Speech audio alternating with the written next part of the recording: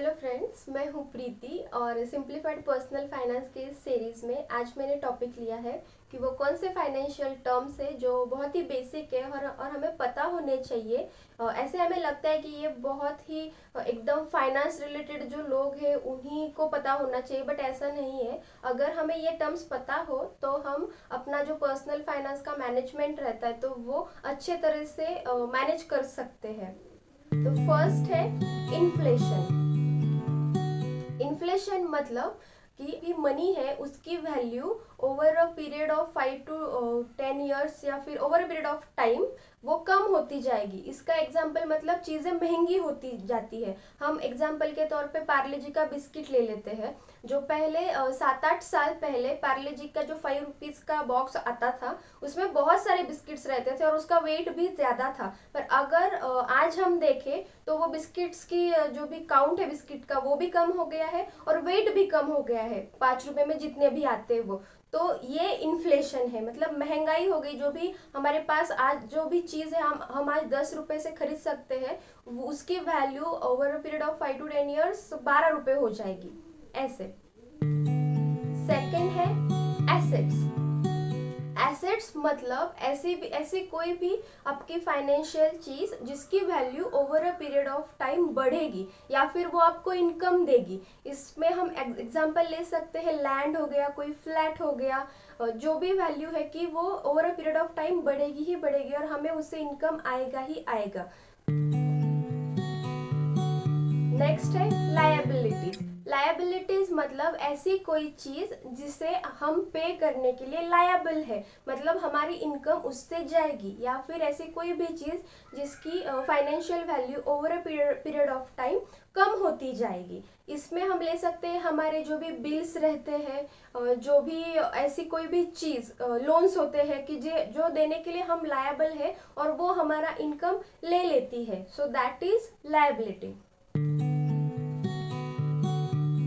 Next है net worth. Net worth मतलब इसे हम कहते हैं संपत्ति, और वो क्या होती है?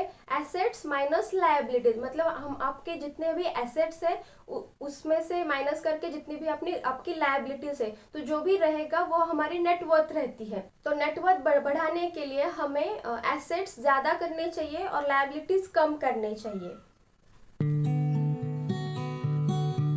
नेक्स्ट है कंटिंजेंसी फंड। कंटिंजेंसी फंड को हम इमरजेंसी फंड भी कहते हैं या फिर हम रेनी डे फंड भी कहते हैं।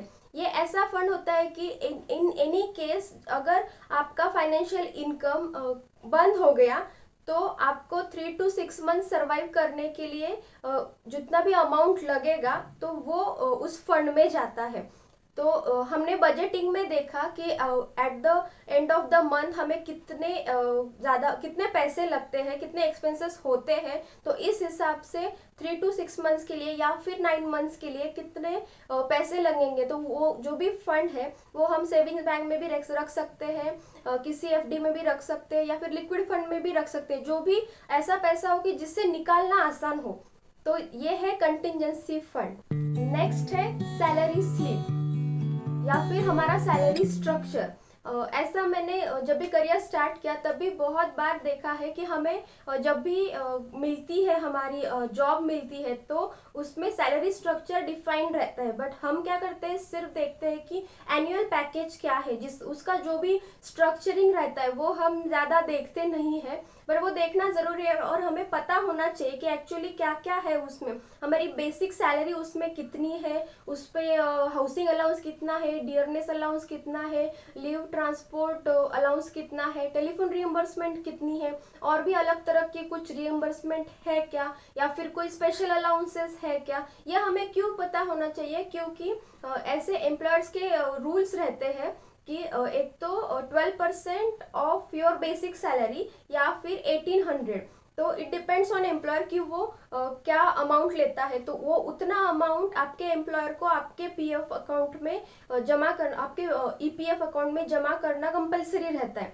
तो अगर आपका जो भी एम्प्लॉयर है तो वो 1800 डिपॉजिट कर रहा है पर मंथ, और कोई एक बंदा है उसका 12% ऑफ बेसिक सैलरी डिपॉजिट कर रहा है, और इसमें बहुत ज़्यादा डिफरेंस है। जब हम at the age of retirement देखते हैं तो जो भी अमाउंट कैलकुलेट होगी हमारे रिटायरमेंट के लिए, तो वो बहुत ज़्यादा वैरी करती है। इसीलिए हमें पता होना चाहिए कितना बेसिक है और कितना उसमें जा रहा है, और हमें और कितना ज़्यादा देना चाहिए इस पर्टिकुलर रिटायरमेंट फंड के लिए। इसीलिए हमें हमारा सैलरी स्ट्रक्चर पता होना बहुत ज़्यादा ज़रूरी है। नेक्स्ट है कैपिटल गेन या फिर कैपिटल लॉस। कैपिटल गेन मतलब हम एग्जांपल ले लेते हैं, आपने कोई लैंड खरीदी 10 लाख की आज, और 2 साल बाद उसकी वैल्यू हो गई 12 लाख, तो जो ऊपर का 2 लाख है वो अब हमारा कैपिटल गेन है। और अगर उसकी वैल्यू हो गई होती 8 लाख तो वो हो जाता 2 लाख का कैपिटल लॉस। और जो भी हमने इन्वेस्ट किए हैं वो पर्टिकुलर परचेस में या फिर इन्वेस्टमेंट में 10 लाख, तो वो हमारा कैपिटल है। इतना सिंपल है।